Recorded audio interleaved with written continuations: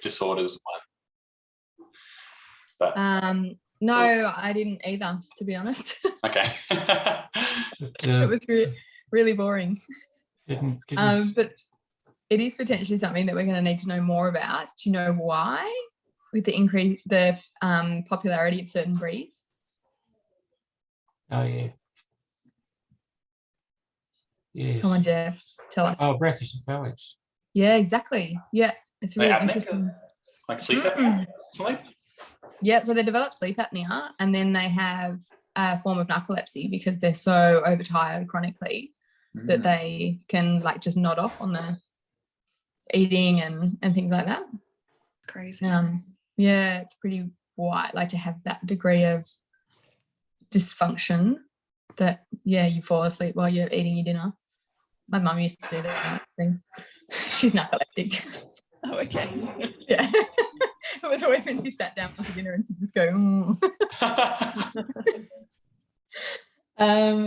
all right, so I actually think the neurological section of Edinger is, to have one chapter for brain diseases. It was like there's just so much depth we could be going into and so much detail. But realistically, it's kind of a clinical approach.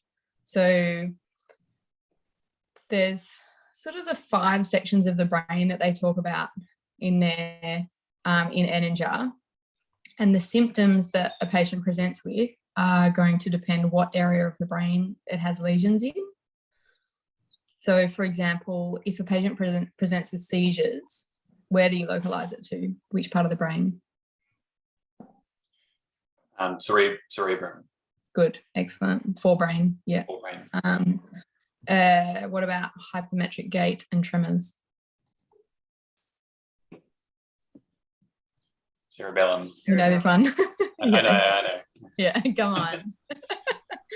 And then it does get a little bit harder. What about mentation, astuberous mentation? Midbrain? No, brainstem, sorry. Could be brainstem, or it could be forebrain.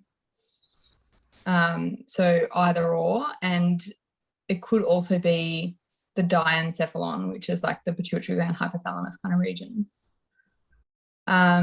What about let's do cases. It's way more interesting. So I think rather than kind of go through each disease individually, which would just be like me reading Edinger to you guys, I thought it would be more beneficial if we present a clinical sort of presentation rather than like you already know what the disease is kind of thing. Do a clinical presentation and make you guys do what the differentials are and then work through and discuss certain diseases sort of thing. Is that all right with everybody, or does anybody want to cover anything specific? Nope, cool. Okay, so you are presented with a 4-year-old male neutered border collie who has had a sudden onset of seizures and has had 4 in the last 24 hours. What do you want to know about it? Access to toxins, like get a history about where it's been in the acute onset. Have they moved house? Have they had renovations yet? Do they go to a dog park? Things like that. Excellent, good. Anything else historically? Is it a working dog or is it a pet dog? It's a working dog.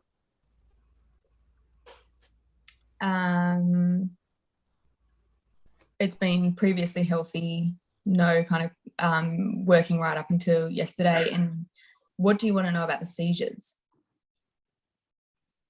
How long they go for, if they're generalised or not. Good. Yeah. Like, let's describe them. Make sure that they actually are seizures and not syncopal episodes. Excellent. Yeah, good. Okay, so now we've sort of got a bit of a history, and obviously the questions that you've asked in your history are guided by the differentials that you're thinking about. Let's work through a dammit V for seizures. Sorry. This is not how my brain works at all. So I'm actually trying to retrain my brain because I'm like, it's probably this. and go right down that pathway. And then I've got to backtrack often and go, okay, what else could it be? Make sure I'm not missing anything. Liz is really good at this. Okay, so what does the D stand for in Dammit? Degenerative diseases. Good. What, in a 4-year-old border collie, what degenerative diseases could we be dealing with affecting the forebrain, because we've established that seizures arise from the forebrain?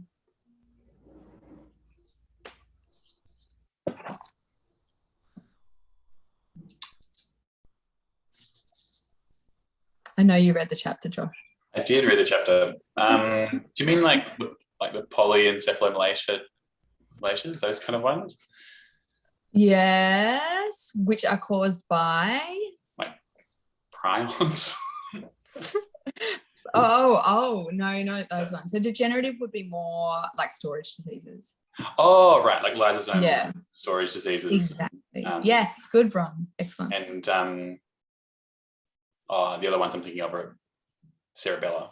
But Yeah, so there are a number of storage diseases which will cause brain signs, very rarely isolated seizures without changes in mentation between seizures, because the brain's quite diffusely, well, the whole forebrain is going to be affected. Seizures might be some of the signs, but you're also going to see changes in mentation, vision, all of the other things that the brain does, coordination, behavior, all of that stuff.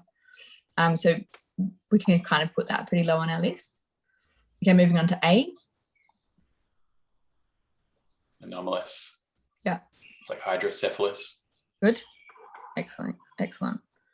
That's pretty much it for anomalous. I probably should put some cysts in there actually, because they don't really fit into any other category. So can anyone think of any cyst lesions that might cause seizures?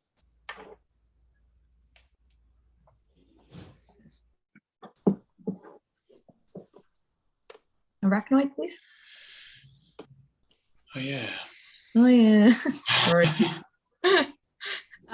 These are all so rare. You can't eat more coffee, sorry, Anna. No, you're fair.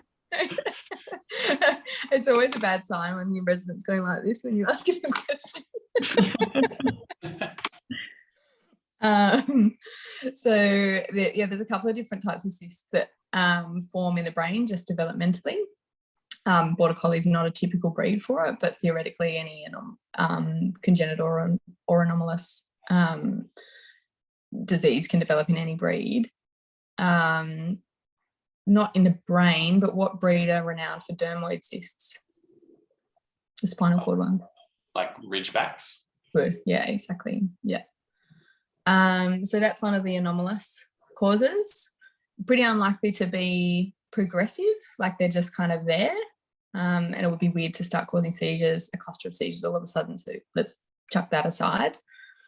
M. Metabolic. Good. Excellent. What metabolic causes of seizures might we be seeing? Hypoglycemia, Mhm. iron deficiency, Good. hyponatremia. Mm-hmm.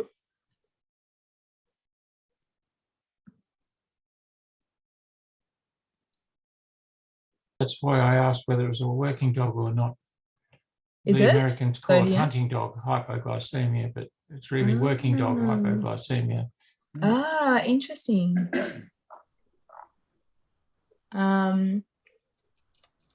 You can do more on metabolic.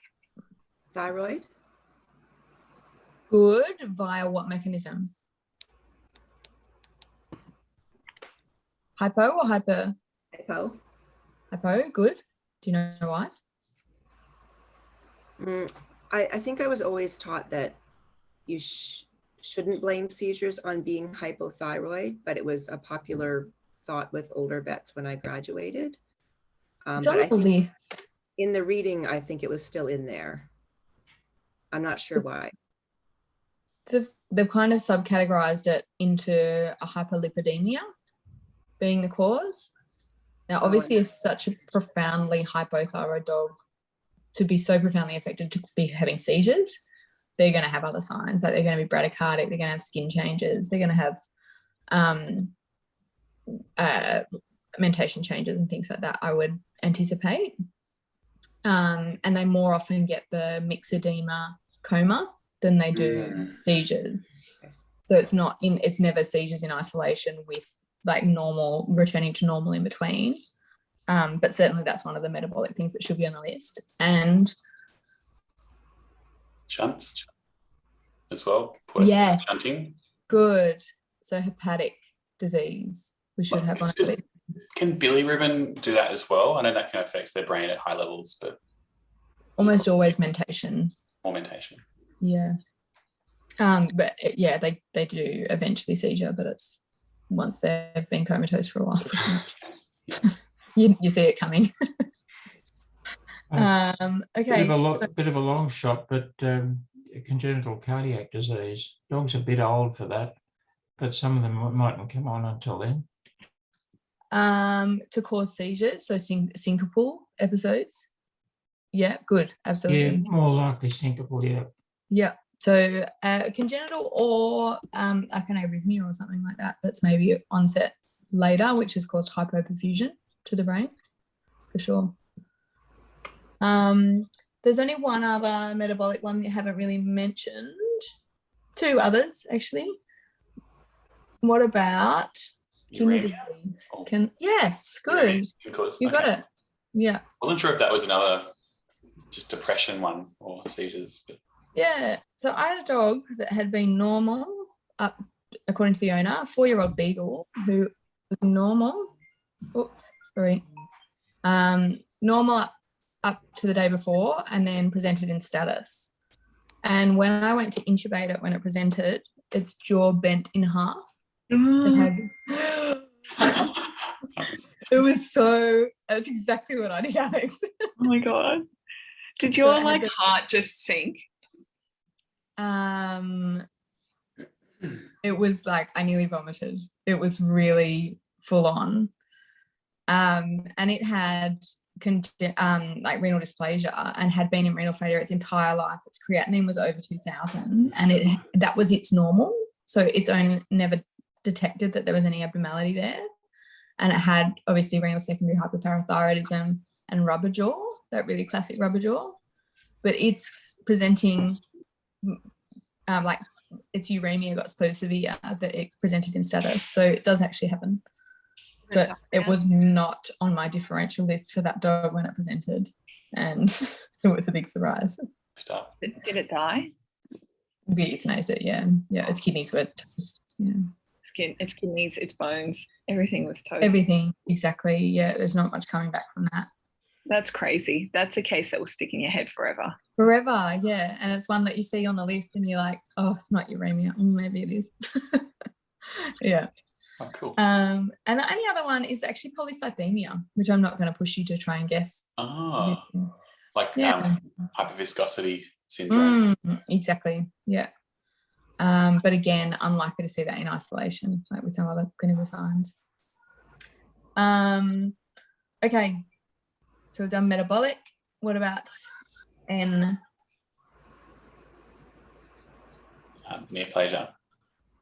Good. Is it likely in this dog? Unlikely given that age, I think. Yeah, but definitely on the list for sure. Idiopathic? Yes. Epilepsy? Excellent. How high is that on your list in this dog? Very high. Very high. Very high. Number one. Should we call it number one? Number one. Good. Excellent. Excellent. So idiopathic. Any other eyes? Inflammatory. Good. What inflammatory brain diseases do we see causing seizures? Like GME, but excellent. Wrong signalment, but yeah, anyone can get it. Oh, okay. If they really want to. Sorry. SRMA as well. Yeah, good. Excellent. That's one that I don't typically associate with seizures, but it's absolutely on the list. Like I've never seen a patient with SRMA have seizures. What's SRMA? Steroid responsive meningitis arteritis. So it's beagle pain syndrome.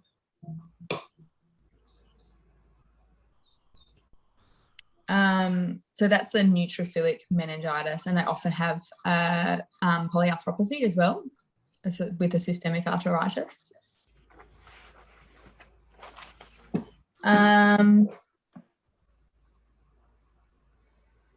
Good for inflammatory. What about infectious? Oh, the cysts that you can get from eating bad pigs. Oh no, dogs don't get that. People get that. What's that one? Bad pig. pig. I love that. Virocirca or something like that? Is that that one? It might be people, actually. You're Like thinking of Taenia hydatid. solium. Oh, I am thinking of hydatid. Yes. That's Yeah. what Yeah, Good. no, the dogs get the tapeworm. Yeah. Mm. Thanks, Jeff. Otherwise, While like, we're on parasitic, good. Errol. rat lung. Yes, thank you. Let's say that. Got like toxo and neospora as well, Good.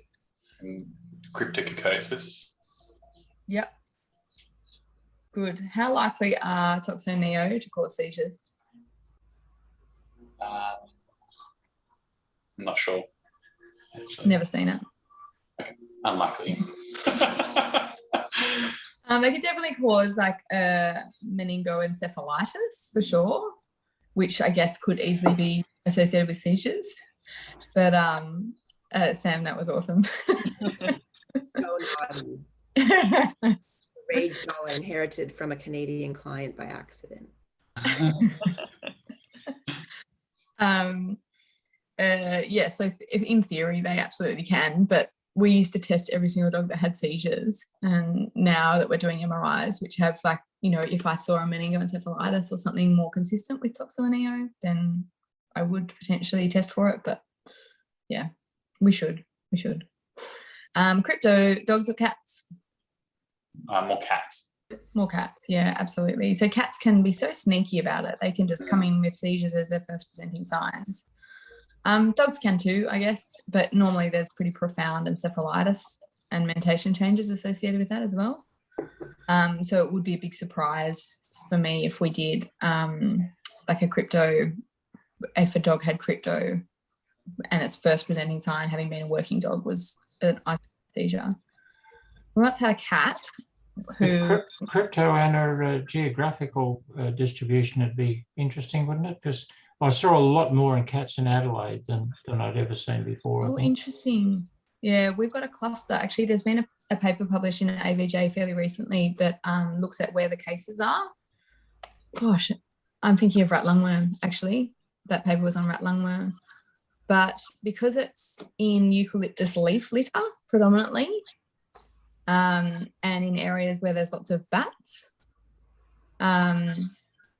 it tends to be kind of geographically isolated to those areas or more predominant in those areas. So the upper end of the northern beaches around Coringo National Park have a lot of cases of crypto. So we actually see quite a lot. There's also been a bit of a burst in cases in dogs recently that SASH have sort of put on my radar, like what they've seen a run of dogs. And traditionally, I remember when I was working at VSC with children in a trial 10 years ago, and she just said she's seen 2 cases of crypto in a dog in her life. And I've seen more than that in the last 10 years, and her obviously career has been a lot longer than that. So I think it is increasing in frequency in the area.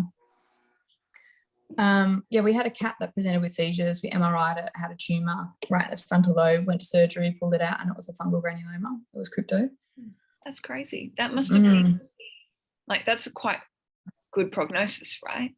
Yeah, I think debulking it improved its prognosis significantly. So the owner would have gone from thinking the cat had cancer in its brain to, yeah, hey, it's actually maybe not as bad as we thought. Yeah, it did actually. I think you did quite well from memory. Definitely short term. Oh, that's good. That's what Bron's just saying. You'd run an LCAT in these dogs before. Was the end of that message? Before an MRI. Before an MRI. Usually, but particularly if they present in status, we're often kind of forced to do imaging earlier than we can wait for blood results. Certainly toxo-neo, which take up to a week to come back. And LCAT's 24 hours, so it's pretty quick turnaround, but sometimes we've kind of just got to throw all the tests at them. So it's a bit of a luxury to wait sometimes, particularly given the cost of nursing a dog in status. Like the owners just want to know whether it's got a future or not. So we quite often have to do everything right up front. Okay. FIP as well. Good. I was going to say, let's talk about viruses. Oh, sorry. No, it's good. Perfect. FIP for sure. Not in this dog, probably. Any others? Distemper. Yeah, good. That's pretty much it for the dog viruses. If we were in a different country, rabies. Humans get herpes associated. But theoretically, we could have herpes associated seizures. And then what other viruses in cats?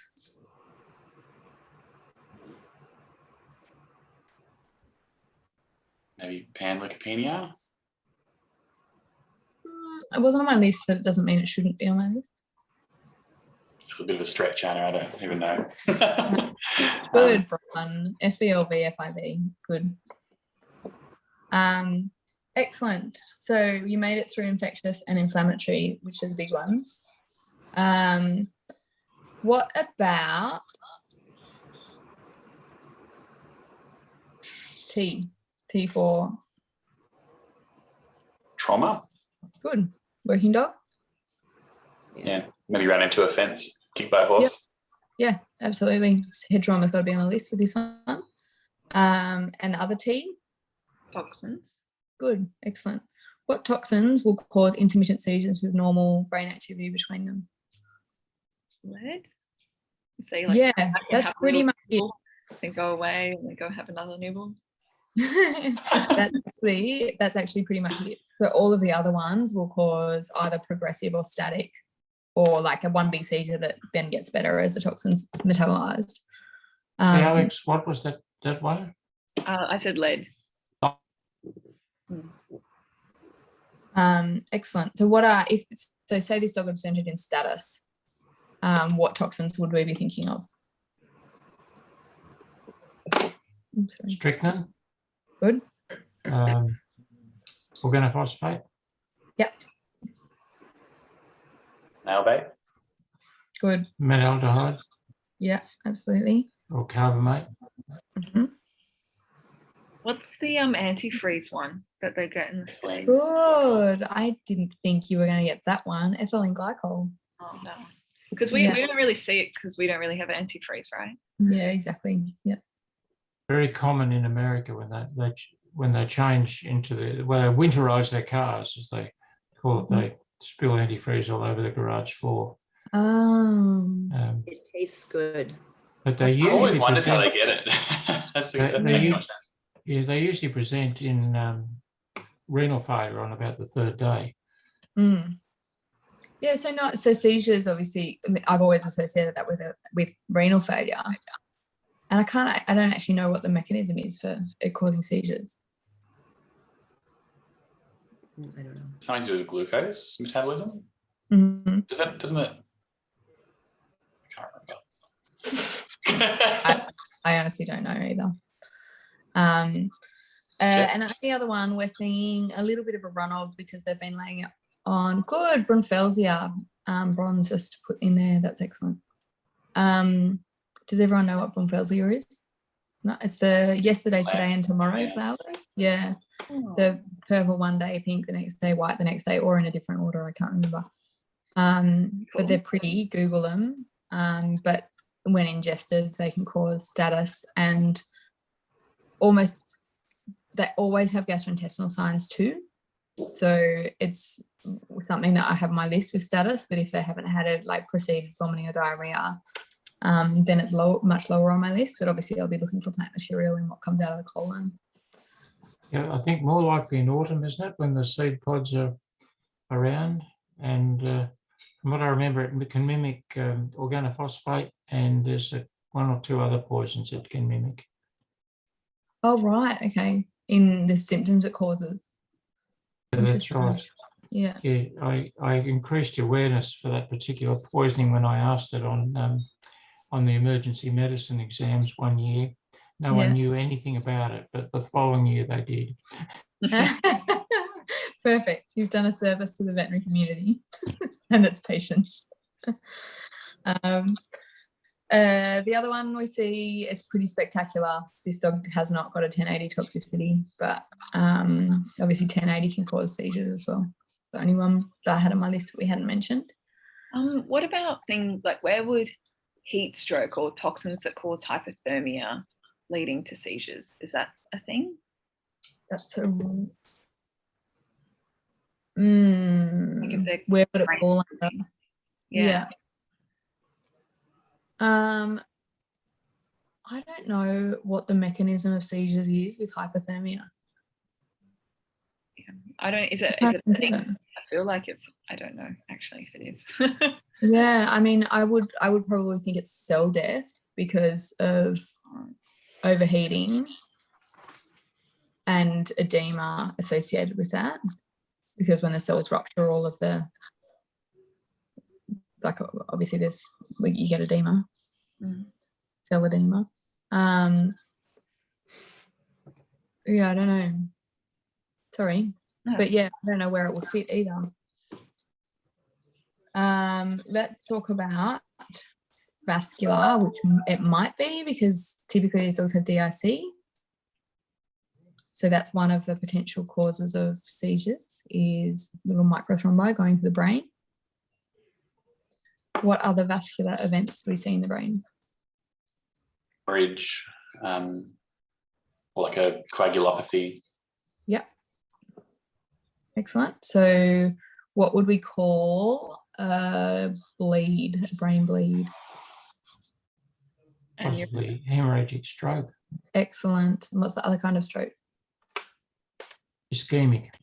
Good. Excellent. Do you think that's likely in this patient? Maybe if it got into rat bait or something. Potentially. What other signs would you see this dog be normal? So if it had a brain bleed that caused seizures, so unlikely because you see other. Yeah. Exactly. So particularly a brain bleed, they're going to be, if it's big enough to cause seizures, you're going to have lateralizing or localizing signs, like it's going to be compressing one hemisphere more than the other. Or if it's dead center, you're going to be seeing really severe mentation changes, head pressing, comatose, like herniating its brain kind of stuff. So it's going to be a pretty spectacular presentation of increased intracranial pressure. So ischemic stroke, same thing. So they kind of cut off blood supply to cause a seizure. It's one of the territorial infarcts usually. So it impacts the entire, so one whole kind of section of the cerebrum. So I should explain that better. There's two different types of ischemic strokes. One is a territorial infarct, which is one of the big arteries that goes to the whole, like, huge chunks of the cerebrum. And obviously if you block an artery that services a really big area, you're going to get really big changes depending on what the location is. But way more commonly, we see lacuna infarcts, which are infarcts of the small arteries that go to like little regions like the cerebellum. The thalamus is actually the most common area that gets infarcted. And they're actually really kind of quite localized signs, sometimes don't even have changes in mentation or anything. They've just got changes in gait. Vestibular signs as most common. But yeah, it would be, if you had a stroke causing a seizure, you would have really severe neurological deficits between seizures. So you wouldn't have a normal dog between seizures. So we can kind of take that off the list, I reckon. It's on the list, but it's off the list.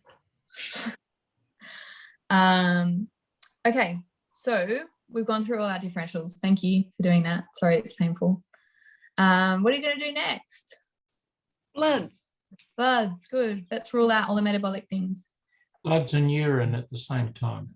Good, excellent. So we definitely want to be screening for uremia, and we want to have this dog's probably dehydrated. We want to know that that's any azotemia is pre-renal. What next? Well, titers for the infectious agents, I suppose, included in Good. that. Yep. And then MRI. Yeah, Yeah. bile acid stim. Good. Excellent. Yeah, I agree. And I think MRI is probably exactly what this dog needs to help to differentiate between inflammatory, infectious, and idiopathic epilepsy or neoplasia. So this dog's MRI comes back normal. What's your diagnosis? And all the bloods, and Oh, everything. Yeah, everything comes back normal. Perfectly healthy dog that's having seizures. would you go with epilepsy then? I probably would. Yeah, I'd probably call it idiopathic epilepsy. So let's talk about tested for, epilepsy. sorry, you've tested for lead. Oh, I tested for lead. Sorry. Yeah. How do we test for lead? 5 mils of EDTA blood. In fact, Excellent. I think they need less now. What other indicators might you have seen on your CBC? Anemia, Mhm. basophilic stippling. Yes, I love that word. Thank you. What's the The radiologist, you might see lead lines on the bone.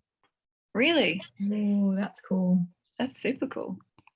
I'll have to look for that now, Jeff. Yeah, that's Right, it. look at. Note that down. Google it. My father always used to say, look for sparrows on the lawn before you look for canaries on the fence. Yes. Okay, so epilepsy is, when I sort of read this, that this was just in the brain disease chapter, I was like, ugh, because it's such a big area. It's obviously a really common disease that we see all the time. And I think it would be really good if we, I mean, there's been a consensus statement come out recently in the management of epilepsy and when to start medications and which medications to start and stuff. So ACVIM consensus statement, which is really good. But a little bit inconclusive, obviously, because it's got like there's not one agent that's going to be the right thing for all animals. So what are the criteria that you guys use to decide whether a dog needs treatment long term? I think, well, if there's status, or Yep, if there's absolutely. cluster seizures. Yeah, what's a cluster? If you're getting, oh God, it's when you're getting more than one seizure per 24 hours, but you're having breaks in between. Mm-hmm. Is that right? Yeah. I looked on it more as seizures rapidly following each other with inadequate time to recover between them. If they're not recovering between them, we'd call that status. So we'd assume that there's still seizure activity between seizures. So if they come back to normal, then we'll say it's a cluster, so two together.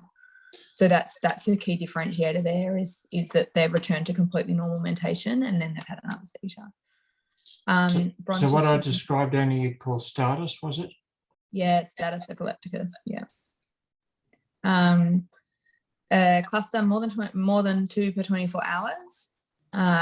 Exactly right. And then another criteria is if they're having more than 6 a year or more than one every 2 months or so. So frequency of seizures, even if they are in isolation.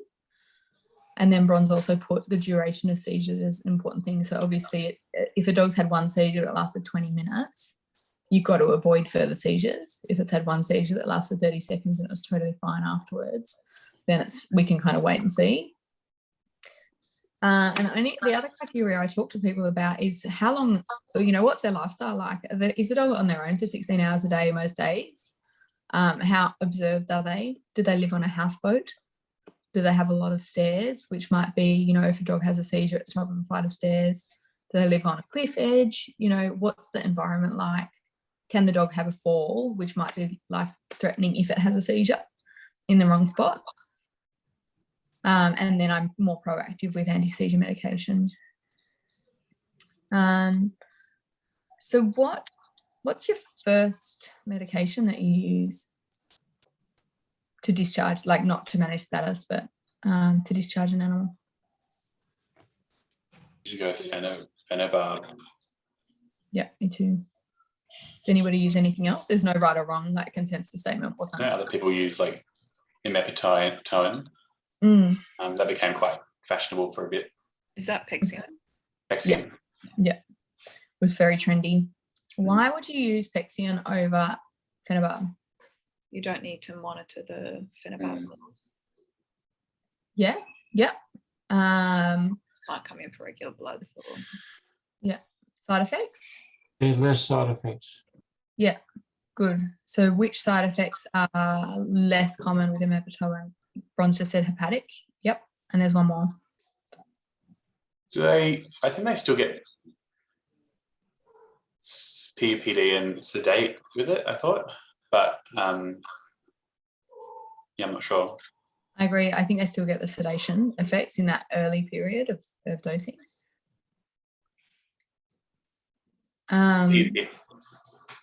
I don't know. They still get PPD. I think they do for some reason. I actually don't know. It's bad, but Yeah. there's a really serious side effect of phenobarb on bone marrow. Does anyone know what it is? Oh, like blood dyscrasia. Yeah. And they get anemias. Yeah. Yeah. It can actually cause myelofibrosis. So it just wipes out the entire bone marrow and it's irreversible. It's really rare, but it's a bit scary. That's fair. And I know specialists who are much more experienced than me that are like, if you've got an option to use something else that is on paper equally effective, so imepitoin is equally effective to phenobarb based on the studies, then you have an obligation to use that if the owner can afford it. Obviously, phenobarb is cheaper than imepitoin, but it's very unscientific. But most of the other people that I speak to don't feel that imepitoin is as effective as phenobarbital. Yeah. So, despite what the papers sort of say, we're probably still understanding imepitoin. And the other thing I'm a little bit, phenobarb's been around for so long, we've seen all the side effects, we've documented all those really, really rare side effects. Imepitoin is so new that maybe only 1 in 2 million or something like that, that's going to happen with. We just don't have that data yet. Good. So phenobarb, and then say 2 months later, the dog's had another 4 seizures whilst on the phenobarb. What do you add in? What's your second line? Keppra, yeah. Levetiracetam. Yeah. Bromide. Good. Yeah, Bron's bromide as well. Josh is just saying that because I make him think of bromide every time. That's exactly what I was He thinking. doesn't actually use it. No, but it goes really well with phenobarb as well. It's really good. Reading it, Yeah. and it's really synergistic. Yeah, exactly. Changing my thinking. So time to steady state with phenobarb, that was very long, isn't it? not with phenobarb, no, 45 minutes or so. Bromide. Yeah, very long. Yeah, so you need the dogs to be pretty stable. Like I wouldn't use bromide as a second agent in a dog in status or in life-threatening frequency of seizures. But certainly for a long-term seizure patient management, I think bromide's a really good choice with pretty low side effects and well tolerated. And bromide's on paper better than Levi as an add-on. But both are valid. Is there another one that I use quite commonly as an add-on in people that can't do twice a day dosing? 3 times a day dosing? Zonisamide, yes. Exactly. So there's different, like in humans, they recognize epilepsy in all different parts of the brain, like temporal lobe epilepsy and like multiple different mechanisms for it, and like juvenile onset with all these different mechanisms, and they'll choose the drugs according to what type of epilepsy it is. But zonisamide apparently is really good for dogs that have automatisms, which are seizures associated with the autonomic nervous system. So if they get vomiting or diarrhea or salivation as part of their seizures, and the other thing that's really good for is dogs that run in their seizure. So we've had a few patients that their seizure, they'll be asleep. Most seizures start while patients are asleep. It's just where all the brain waves like line up and you get to the maximum kind of excitement all at the same time. So 70% of dogs have their seizures while sleeping. So these dogs will be fast asleep and all of a sudden they start paddling and their body just stands up and they run flat out into the wall.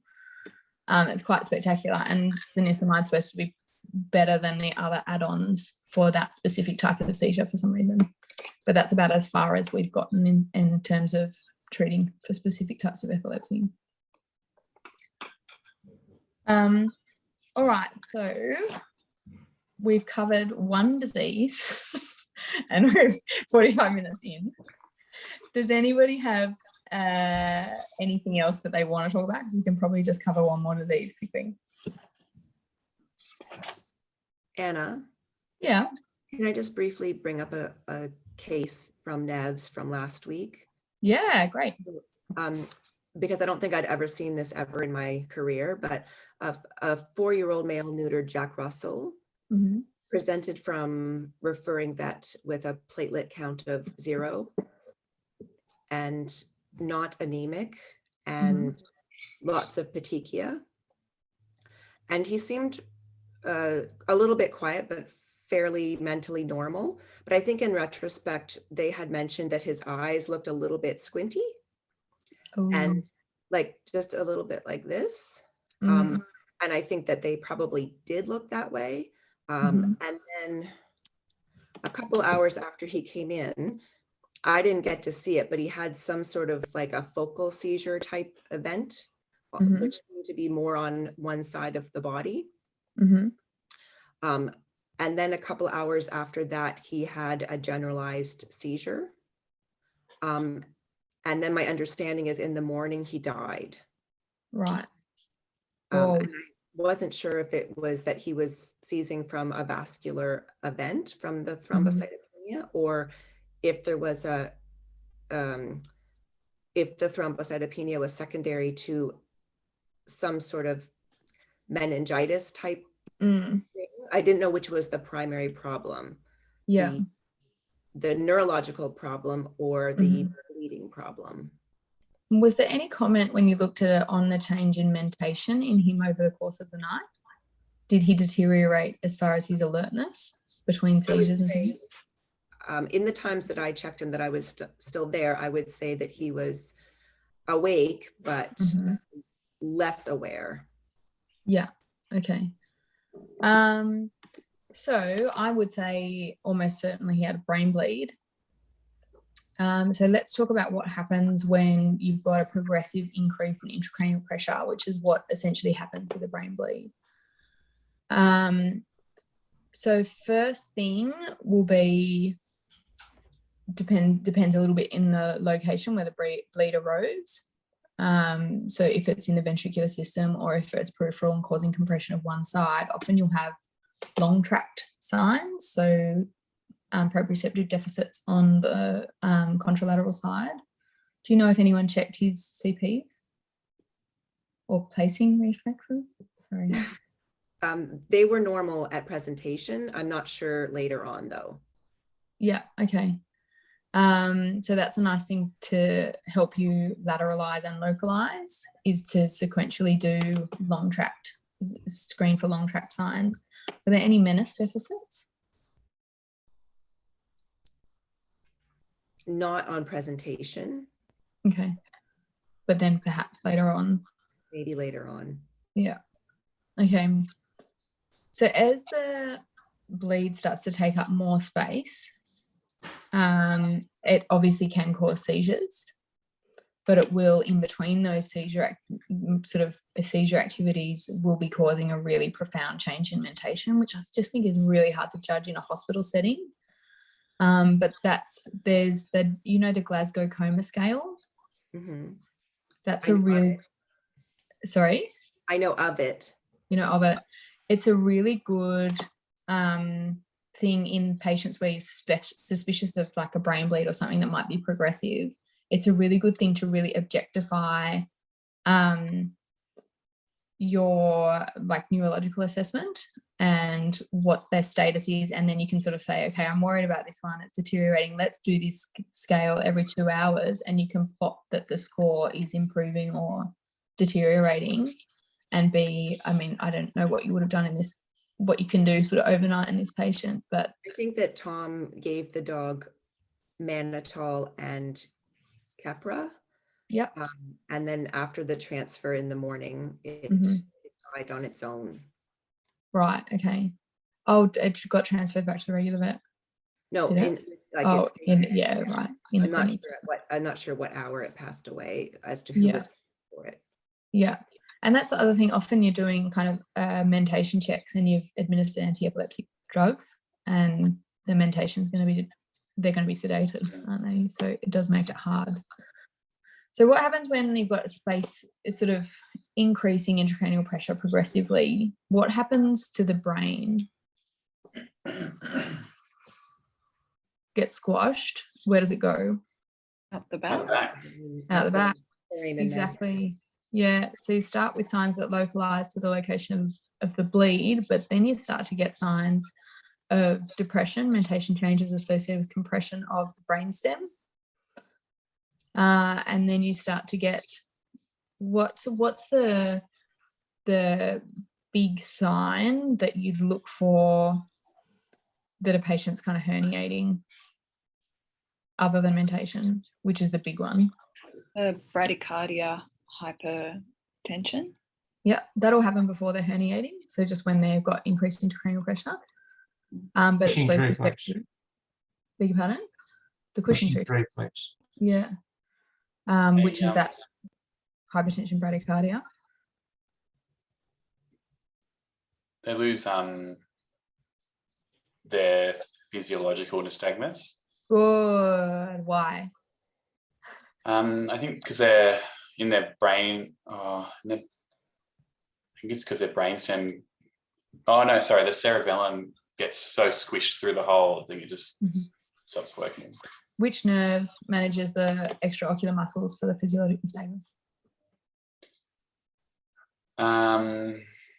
A few, I thought. Is it like oculomotor? Good. That's the one. What number is that? 3. No. 3. Yeah, 3. Yeah. And where's that arise from? Brainstem, midbrain, I think, actually. Good. Yeah, exactly. So it's right at the ventral aspect of the brain, and it's going to be the first to get squashed. So as soon as they start herniating, the oculomotor reflexes are the ones to go. So you'll get a loss of physiologic nystagmus. So a comatose animal with an intact brainstem should still have physiologic nystagmus. But when you've got compression of the oculomotor nerve, you'll lose that. So that's something that's in the coma scale. And the other thing we'll see is pupillary changes, so size changes, and it's not, as you know, in humans they're like pupils fixed and dilated, and they're nowhere near as specific as they see in humans. But noting the pupil size from presentation and then how it's progressing will often tell you how things are progressing in the patient.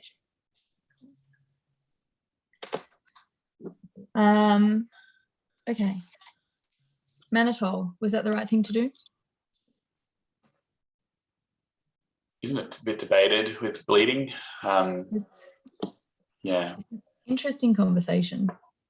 I don't think there's a right answer, but the theory was that if you gave mannitol to a dog that was having an intracranial bleed, it would actually draw fluid into the bleed and make the compression of the brain worse.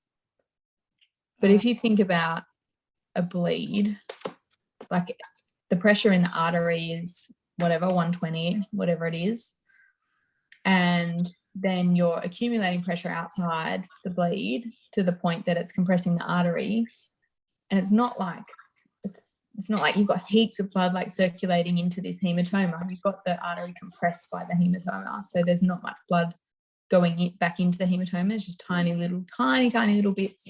So the chances of getting significant amounts of mannitol into that hematoma are pretty low.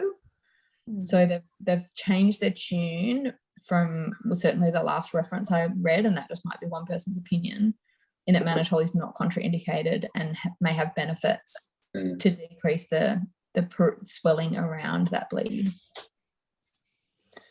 I remember I remember seeing this case, Sam, actually in the morning. It like just kind of made it to medicine before it died, but yeah, I just remember like Helen and all the ECC vets were all kind of debating like what else we could really do, and it was really tough position to be in because we couldn't do much else. But the mannitol kind of thing came up, and they were all arguing about it. Yeah. I guess I didn't really think that there was much. I didn't know anything else that would have saved this dog. No, I don't think you could. You could. That was kind of the consensus, and I think the consensus in the end was if we hadn't have given mannitol, we probably would have given it anyway. So, anyway, yeah. Mm. What about, well, it's not available, of course, but platelet-rich plasma? For a brain bleed. No, for this particular dog that had no platelets. Oh, that would have been amazing. Yeah. We were trying to get whole blood, I think, actually, like really fresh whole blood. Yeah. That's a really good idea. Yeah, to treat the underlying problem, help it plug the hole. What's one more thing we could have done for the increased intracranial pressure?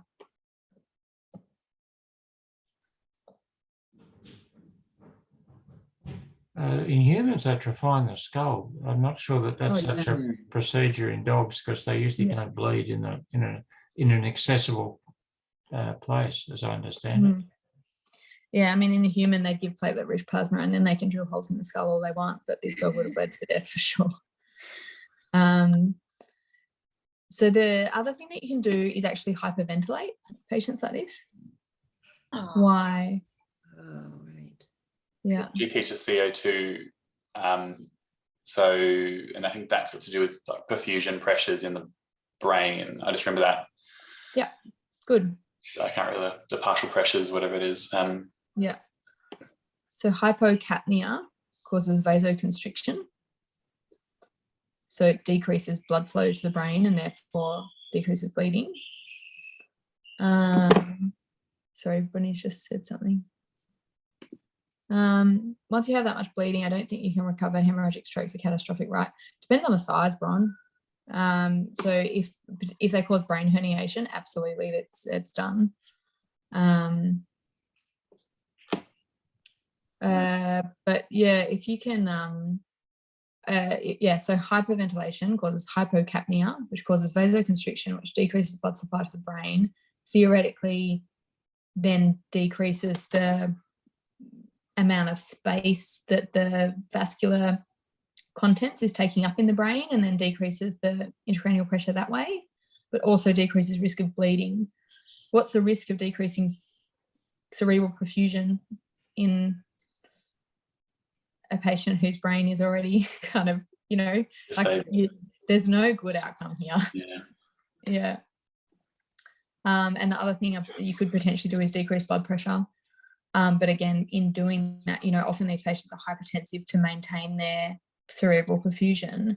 If you medically decrease their blood pressure, you're going to be decreasing cerebral perfusion, you're going to be causing damage, but it's maybe the lesser of two evils in this situation.